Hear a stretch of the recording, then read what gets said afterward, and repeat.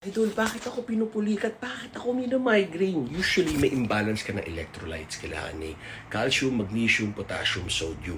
Minsan naman, may migraine tayo bukod sa baka may existing tayong mga problema, may kinakain tayong allergic tayo or sa lugar, or allergic reaction na katawan, baka energy imbalance, metabolism imbalance, kulang lang ng energy, yung mitochondria natin. Kasi yung three causes ng sickness sa katawan is inflammation. Ano yung inflammation? Namamaga.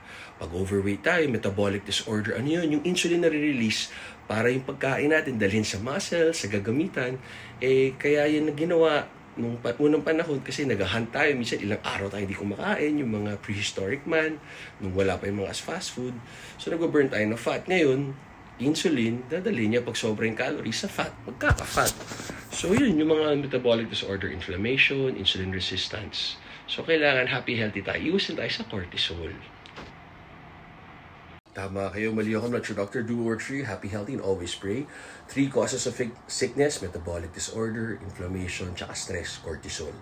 And then at the same time, kaya tayo pinupulikat, bukod sa baka electrolyte imbalance or migraine, electrolyte imbalance, baka kulang sa taurine, baka excessive effort. Baka sumobra tayo sa kaya ng katawan natin. So warning sign siya. Pag may migraine, warning sign na baka dehydrated, or kung ano man, kung ano yung huling ginawa mo, isipin mo.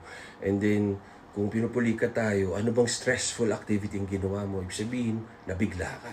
I hope nakatulong ako ha. I mean, this is not medical advice, so do or treat. Tama kayo, mali ako, Mr. Doctor.